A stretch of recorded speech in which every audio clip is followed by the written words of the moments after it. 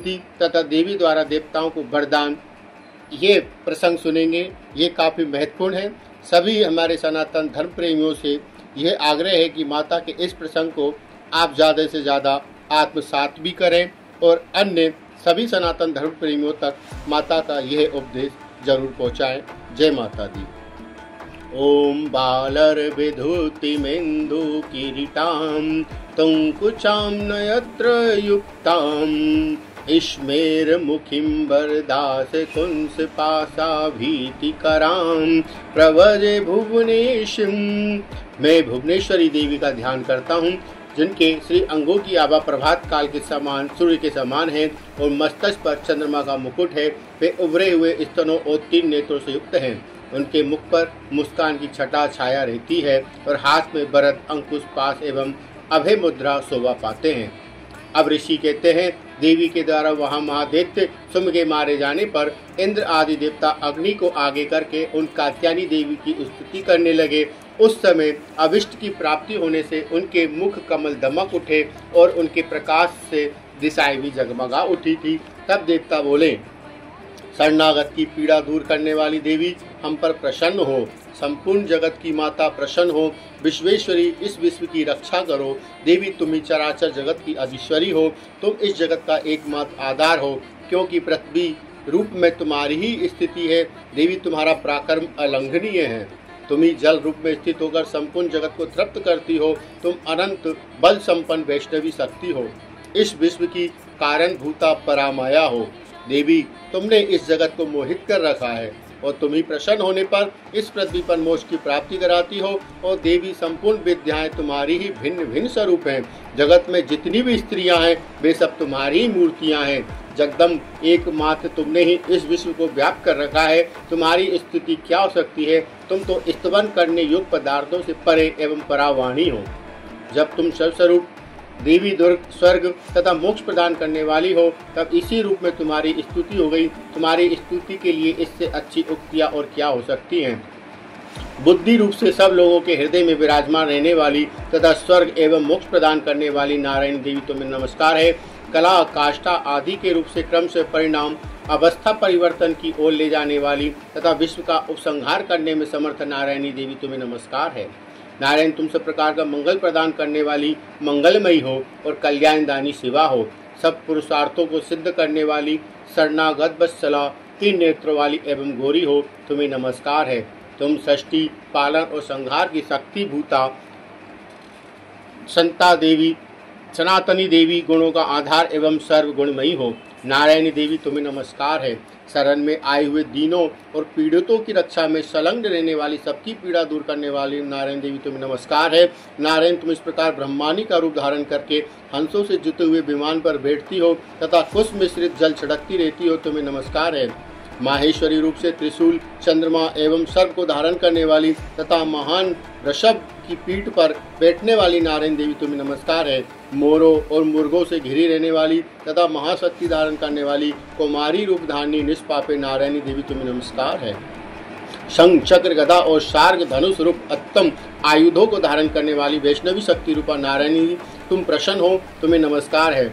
हाथ में महान भयानक महाचक्र लिए और दाढ़ों पर धरती को उठाए हुए बाराही रूप धारण करने वाली कल्याणमयी नारायणी देवी, तुम्हें नमस्कार है। और भयंकर नरसिंह रूप से दैत्यों के वध के लिए उद्योग करने वाली तथा त्रिभुवन की रक्षा में संलग्न रहने वाली नारायण देवी, तुम्हें नमस्कार है।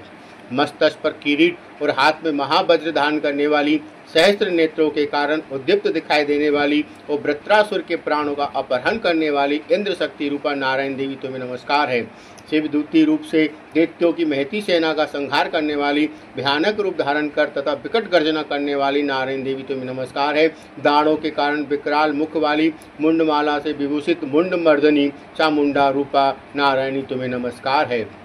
लक्ष्मी, लज्जा, महाविद्या, श्रद्धा, पुष्टि, श्रद्धा, ध्रुवा, महारात्रि तथा महाअविद्या रूपा नारायणी, तुम्हें नमस्कार है। मेघा, सरस्वती, बराश्रेष्ठा, भूति ऐश्वर रूपा, बाभ्रवी भूरे रंग की अथवा पार्वती, तामसी, महाकाली, नियता, संयम परायण तथा ईशा ईश्वरी रूपी नारायणी देवी, तुम्हें नमस्कार है। सर्वस्वरूपा, सर्वेश्वरी तथा सब प्रकार की शक्तियों से संपन्न दिव्य रूपा दुर्गा देवी, सब भयों से हमारी रक्षा करो, तुम्हें नमस्कार है। कात्यायनी, यह 3 लोचनों से विभूषित तुम्हारा सौम्य मुख्य सब प्रकार के भयों से हमारी रक्षा करे, तुम्हें नमस्कार है। भद्रकाली, ज्वालाओं के कारण विकराल प्रतीत होने वाला अत्यंत भयंकर और समस्त असुरों का संहार करने वाला तुम्हारा त्रिशूल भय से हमारी रक्षा करे, तुम्हें नमस्कार है। देवी, जो अपनी ध्वनि से संपूर्ण जगत को व्याप्त करके दैत्यों के तेज नष्ट किए देता है, वह तुम्हारा घंटा हम लोगों की पापों से उसी प्रकार रक्षा करे जैसे माता अपने पुत्रों की बुरे कर्मों से रक्षा करती है। चंडिके, तुम्हारे हाथों में सुशोभित खड्ग जो असुरों और रक्त और चर्बी से चर्चित है, हमारा मंगल करे, तुम्हें नमस्कार है। देवी, तुम प्रसन्न होने पर सब रोगों को नष्ट कर देती हो और कुपित होने पर मनोवांछित सभी कामनाओं का नाश कर देती हो। जो लोग तुम्हारी शरण में जा चुके हैं उन पर विपत्ति आती ही नहीं, वे तुम्हारी शरण में गए हुए मनुष्य दूसरों को शरण देने वाले हो जाते हैं। देवी अंबिके, तुमने अपने स्वरूप की अनेक भागों में विभक्त करके नाना प्रकार के रूपों से जो इस समय इन धर्मद्रोही महादैत्यों का संहार किया है, वह सब दूसरी कौन कर सकती है। विद्याओं में ज्ञान को प्रकाशित करने वाले शास्त्रों में तथा आदि वाक्यों वेदों में तुम्हारे सिवा और किसका वर्णन है, तथा तुमको छोड़कर दूसरी कौन ऐसी शक्ति है जो इस विश्व को अज्ञान में घोर अंधकार से परिपूर्ण ममता रूपी गड्ढे में निरंतर भटका रही हो। जहाँ राक्षस, जहाँ भयंकर विश्व वाले सर्प, जहाँ शत्रु, जहाँ लुटेरों की सेना और जहाँ दावानल हो, वहाँ तथा समुद्र के बीच में भी साथ रहकर तुम विश्व की रक्षा करती हो। विश्वेश्वरी, तुम विश्व का पालन करती हो, विश्व रूपा हो, इसलिए संपूर्ण विश्व को धारण करती हो। तुम भगवान विश्वनाथ की भी बंदनिया हो। जो लोग भक्ति पूर्वक तुम्हारे सामने मस्तक झुकाते हैं, वे संपूर्ण विश्व को आश्रय देने वाले हो जाते हैं। देवी, प्रसन्न हो, जैसे इस समय असुरों का वध करके तुमने शीघ्र ही हमारी रक्षा की, उसी प्रकार सदा हमें शत्रुओं के भय से बचाओ। संपूर्ण जगत का पाप नष्ट कर दो। उत्पात एवं पापों के फल स्वरूप प्राप्त होने वाले महामारी आदि बड़े बड़े उपद्रवों को शीघ्र दूर करो। विश्व की पीड़ा दूर करने वाली देवी, हम तुम्हारे चरणों पर पड़े हुए हैं, हम पर प्रसन्न हो। त्रिलोक निवासियों की पूजनिया परमेश्वरी, सब लोगों को वरदान दो। इस स्तुति के बाद देवी बोली, देवताओं में वर देने को तैयार हूँ, तुम्हारे मन में जिसकी जो इच्छा है वह वर मांग लो। संसार के लिए उस उपकारक वर को मैं अवश्य दूंगी। तब देवता बोले, सर्वेश्वरी, तुम इसी प्रकार तीनों लोकों की समस्त बाधाओं को शांत करो और हमारे शत्रुओं का नाश करती रहो। इसके उपरांत देवी बोली, देवताओं, बेवस्तु मनंतर के 28वें युग में शुंभ और निशुंभ नाम के 2 अन्य महादैत्य उत्पन्न होंगे। तब मैं नंदगोप के घर में उनकी पत्नी यशोदा के गर्भ से अवतीर्ण होकर विंध्याचल में जाकर रहूंगी और उक्त दोनों असुरों का नाश करूंगी। फिर अत्यंत भयंकर रूप से पृथ्वी पर अवतार ले में विप्रजित नाम वाले दानवों का वध करूंगी। उन भयंकर महादैत्यों को भक्षण करते समय मेरे दांत अनार के फूल की भांति लाल हो जाएंगी।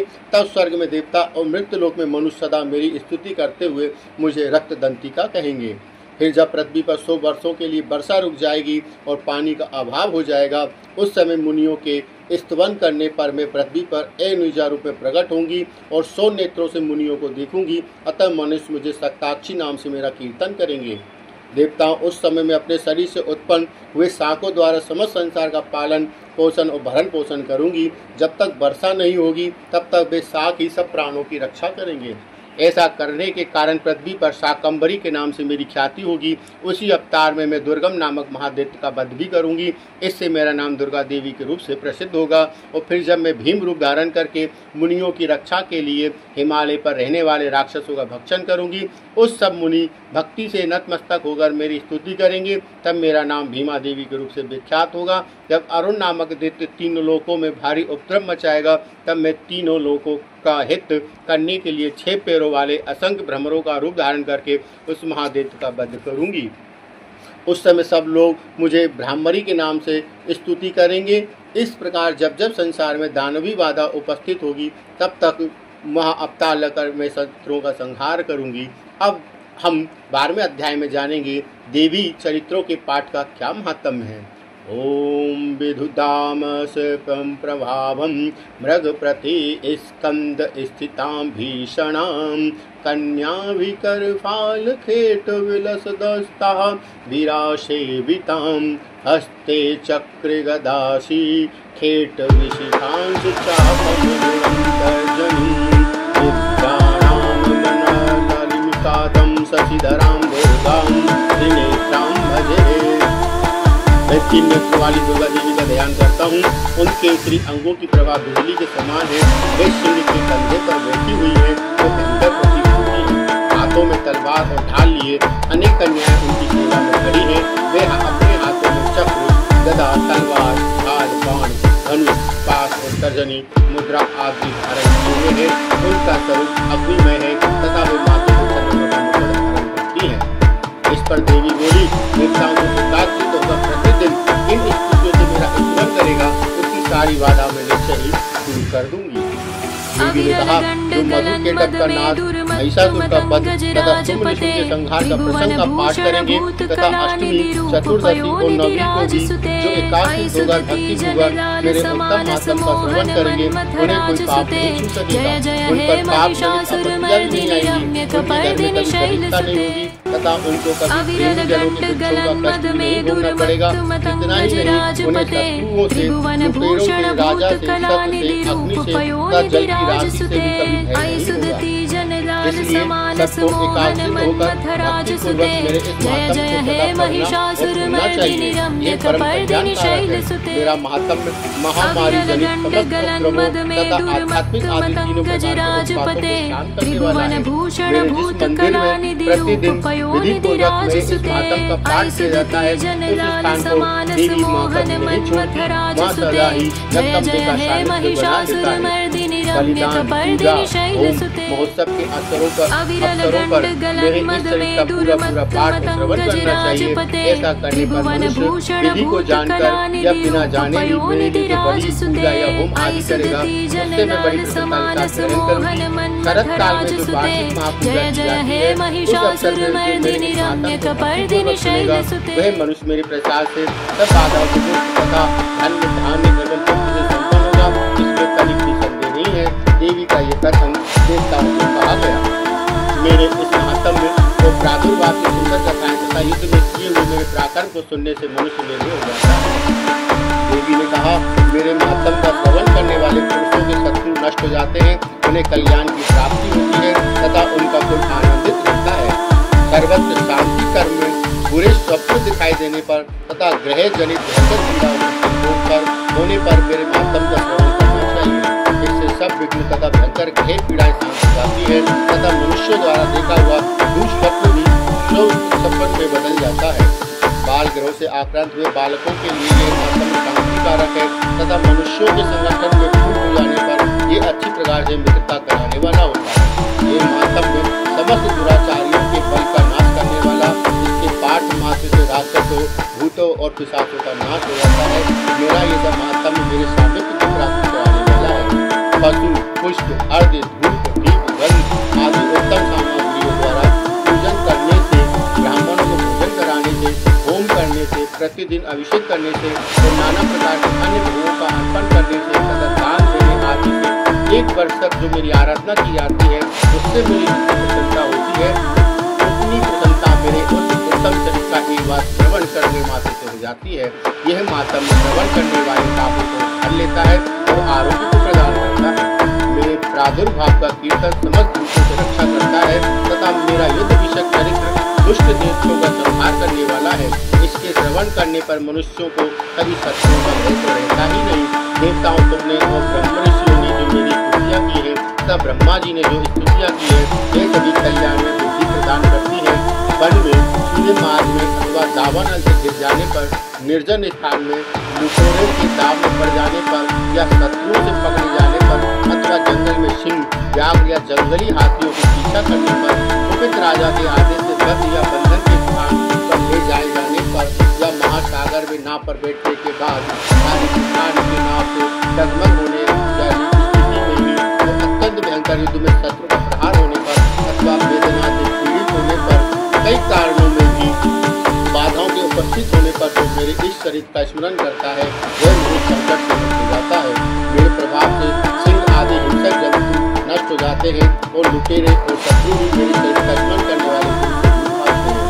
इसके उपरांत ऋषि कहते हैं, यूं कहकर प्रचंड पराक्रमी महाबली भगवती देवी चंडिका सब देवताओं को देखते देखते हुए ध्यान हो गई। फिर समस्त देवता भी शत्रुओं के मारे जाने से निर्भय होकर पहले की भांति यज्ञभाग का उपयोग करते हुए अपने अपने अधिकार का पालन करने लगे।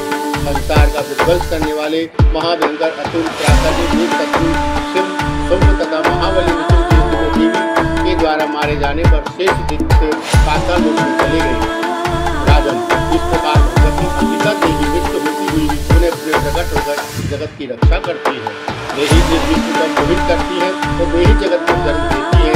वे ही प्रार्थना करने पर संतुष्ट होकर विज्ञान एवं समृद्धि प्रदान करती है। राजन, महाप्रलय के समय महामारी का स्वरूप धारण करने वाली वे महाकाली ही इस समस्त ब्रह्मांड में व्याप्त है।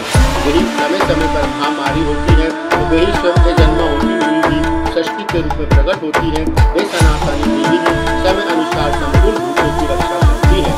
मनुष्यों के अभ्युदय के समय वे ही घर में लक्ष्मी के रूप में स्थित हो उन्नति प्रदान करती हैं और वे ही अभाव के समय दरिद्रता बनकर विनाश का कारण भी होती हैं। पुष्प, धूप और गंध आदि चंदन से पूजन करके उनकी स्तुति करने पर ही वे धन, पुत्र, धार्मिक बुद्धि तथा उत्तम गति प्रदान करती है। इस प्रकार यह 12वां अध्याय भी पूरा हुआ। जगदम्बे माता की